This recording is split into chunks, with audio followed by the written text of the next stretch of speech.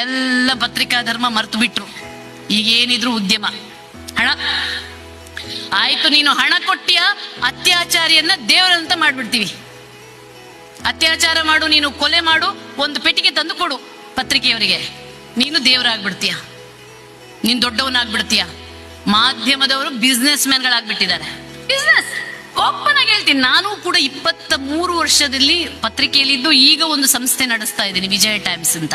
ನನಗಂತೂ ನಾನು ಇನ್ನೊಂದು 4-5 ತಿಂಗಳಷ್ಟೇ ನನ್ನಿಂದ ನಡ್ಸಕ್ಕಾಗೋದು. ಮೋಸ್ಟ್ಲಿ ನನ್ನಿಂದ ಇನ್ನು ಆಗಲ್ಲ, ಯಾಕಂದ್ರೆ ಪ್ರಾಮಾಣಿಕವಾಗಿ ಯಾವ ಪತ್ರಿಕೆಯನ್ನೂ ನಡ್ಸಕ್ಕಾಗಲ್ವಂತ ಸತ್ಯವನ್ನ ನಂಬಿಬಿಟ್ಟೆ ನಾನು. ಅರ್ಥ ಆಯ್ತು ನನಗೂ ಕೂಡ. ನನ್ನಿಂದ ಇನ್ನೊಂದು 2-3 ತಿಂಗಳು ಅಷ್ಟೇ ನಡ್ಸಕ್ಕಾಗೋದು ಅಂತ ನನಗೆ ಅನ್ಸ್ತಾ ಇದೆ. ಯಾಕಂದ್ರೆ ಪ್ರಾಮಾಣಿಕವಾಗಿ ಮಾಡಕ್ಕಾಗಲ್ಲ. ಅದಕ್ಕಾಗಿ ಇವತ್ತು ಪತ್ರಿಕೆಗಳೆಲ್ಲ ಉದ್ಯಮ ಆಗ್ಬಿಟ್ಟಿದ್ದಾರೆ. ಅದ್ರಲ್ಲಿ ಯಾವ ಮುಲಾಜು ಬೇಡ. ಏನ್ ನಾವು ಮೇಕಪ್ ಹಾಕೊಂಡು ಸ್ಕ್ರೀನ್ ಅಲ್ಲಿ ಬಂದು ಡಂಗ್ ಡಂಗ್ ಡಂಗ್ ಮಾತಾಡ್ತೀವಲ್ಲ, ನೋ, ಅಂತ ಯಾವ ಸತ್ಯಗಳು ಪತ್ರಿಕೆಯೊಳಗಿಲ್ಲ. ಎಲ್ಲರೂ ಕೂಡ ಪತ್ರಿಕಾ ಧರ್ಮವನ್ನ ಮರೆತು ಬಿಟ್ಟು ಪತ್ರಿಕಾ